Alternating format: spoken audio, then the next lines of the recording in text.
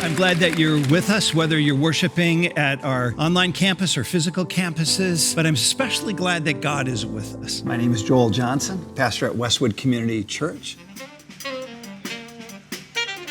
Westwood was born here in the Chanhassen community, in the Chanhassen Dinner Theater of all places, in 1995.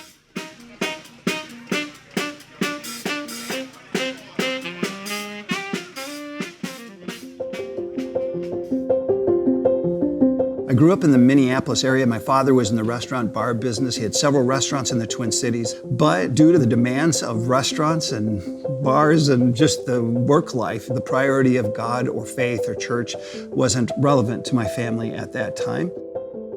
When I was 18, I would have called myself a Christian, but to be a true Christ follower, you take your hands off the steering wheel of your life and slide over and let the Lord lead your path. I was on my way to Colorado State University when these parents of my dear friend strongly encouraged me to go to Bethel for 1 year. And the fact that I didn't leave after 1 year's time tells you that Bethel had a significant influence. I learned about faith. I learned about philosophy, psychology, sociology, theology, whatever your ology is. And then going on to Bethel Seminary and being influenced by great teachers and faculty there, Dr. David Clark, and even the influence of Mark McCloskey. It forever changed my leadership practice and understand how to lead with clarity in the midst of things that are confusing and hard. Confusion cries out for clarity, and I got clarity in paths of leadership and management through the faculty at Bethel. My most treasured gift that came out of Bethel, I was co-chairing the Welcome Week initiative, and there was a hat. All of our names were in that hat, and whatever name you drew would be the person that you'd be praying with. So I drew out her name, and I said to the guy next to me, who was Carrie Holstrom, and he pointed over to this beautiful blonde, and I said I could pray with her. It would establish a friendship and eventually into a marriage and 4 beautiful children that God has blessed us with. My father, whom I so deeply loved, didn't understand the things of faith. He had dreams that I would take over the restaurant business eventually, but I just knew that wasn't for me.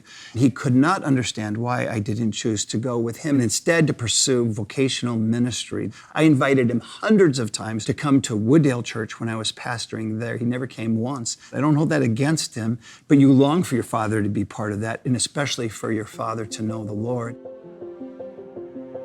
Starting a church was something I really didn't know how to do, but I didn't have a question that this is what I was supposed to do. And we came out here with a desire to plant a church because there were so few churches in this region.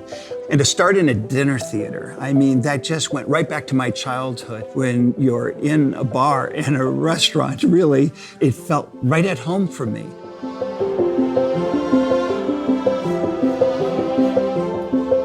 Many of the Christ followers who visited us felt very uncomfortable walking through a bar, bringing their children through a bar to enter into the worship arena. But for people who are de-churched or haven't been part of church, this felt comfortable, it felt familiar, and they came.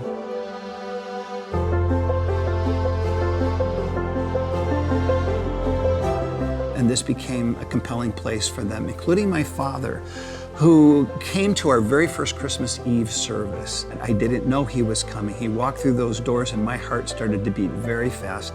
I changed my message and used the opportunity to share my own faith story. It's the first time my father had ever heard why.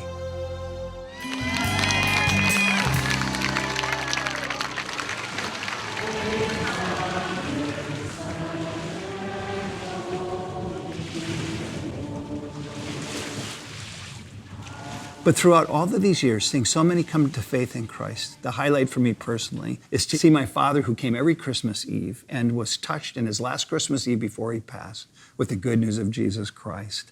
And then to see my mom come to faith in Christ about 10 years ago and have the privilege to baptize her. That will always be one of the great treasures for me. If I get to see my mom come to faith and my father come to faith, I don't think it's any better than that. Are you available? Are you available, that is, in letting Christ, who is in you, work through you to make this world a better world? I really believe that the quality of the heart that God looks for most is availability. He changed the world through fishermen, simple people who are available to his presence and to his power.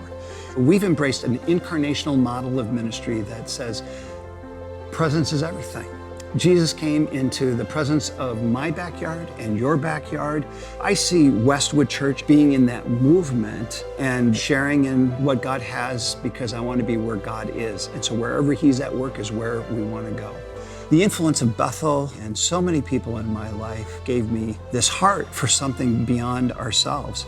I was particularly grateful for the faculty who really imparted to me a number of things. A sense of identity, that I am not what I have, I am not what I do, I am not what people say about me, I am the beloved Son of the living God.